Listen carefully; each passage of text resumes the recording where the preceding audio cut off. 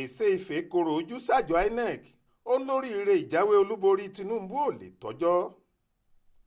Bàbá àgbàlagbà ilẹ̀ Ìgbò tó ti fìgbà kan rí ṣe gómìnà ìpínlẹ̀ Anambra Chukwuemeka Ezeife ti fọwọ́ sọ̀yà pé ilé-ẹjọ́ yóò wọ́gi lé ìkéde tí àjọ INEC ṣe pé olùdíje dupò ààrẹ lẹ́gbẹ́ òṣèlú All Progressives Congress Aṣíwájú Bọ́lá Ahmed Tinubu ló jáwé olúborí nínú ìbò ààrẹ tó wáyé lọ́jọ́ àbámẹ́ta sátidé ọjọ́ 25 oṣù kejì ọdún yìí.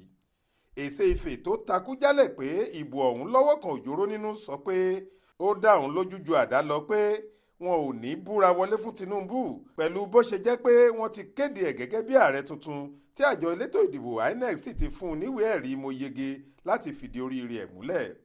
Ezeife tó ń nàka àléébù sí àjọ INEC pé wọ́n ṣe màgòmágó nínú ètò ìdìbò ọ̀hún tí wọ́n sì tún fì sí apá ọ̀dọ̀ ẹgbẹ́ òṣèlú APC àti olùdíje ẹgbẹ́ náà Aṣíwájú Bọ́lá Tinubu ó sọ pé Tinubu ò lè dépò ààrẹ.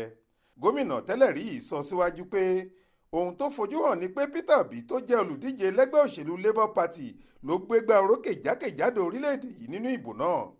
Nígbà tó ń bá wọn oníròyìn sọ̀rọ̀ nílùú Ọ̀ká tí í ṣe olú ìlú ìpínlẹ̀ Anambra lọ́jọ́bọ̀ tọ́sídẹ̀ẹ́ ọjọ́ 2 oṣù kẹta ọdún yìí, Ezeife ní gbogbo nǹkan tí wọ́n ṣe yìí ló jọ wá lójú tó sì bà wá lọ́kàn jẹ́, ṣùgbọ́n a ò sọ retí nù nítorí nígbà táwọn èèyàn bá fi máa tò àwọn ẹ̀rí ọlọ́kan òjọ̀kan tó ní í ṣe pẹ̀lú ìgbésẹ̀ àti ètò yìí jọ, nǹkan kan máa ṣẹlẹ̀, gọ̀ǹgọ̀ á sọ, ìrònú yóò dorí àgbà àwọn èèyàn kan kodò, àá sì gba ẹ̀tọ́ wa padà. Bákan náà ló tún sọ níbi ìfọ̀rọ̀wánilẹ́nuwò tí iléeṣẹ́ tẹlifíṣọ̀n Arise ṣe fún un láàárọ̀ ọjọ́bọ̀ tọ́sídẹ̀ẹ́ tó kọjá. Ó ní ètò ìdìbò ààrẹ tó kọjá yìí ṣípayá onírúurú nǹkan fáwọn ọmọ Nàìjíríà, mo sì dúpẹ́ lọ́wọ́ Ọlọ́run fún yẹn. Mo dúpẹ́ lọ́wọ́ àwọn orílẹ̀-èdè àgbáyé tí wọ́n sọ ohun kan tàbí òmíì lórí ọ̀rọ̀ ètò ìdìbò yìí tí wọ́n sì tún bẹnu àtẹ́lu gbogbo kùdìẹ̀kudiẹ àtàwọn ìwà màgòmágó tí wọ́n dánwò níbẹ̀.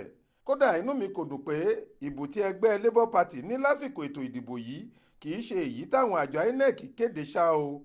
Lóòótọ́ ni a mọ̀ pé ayédèrú nìyẹn, ṣùgbọ́n nǹkan tá a rí ni pé ẹgbẹ́ Labour ló wọlé nípínlẹ̀ Èkó àti káàkiri orílẹ̀-èdè yìí.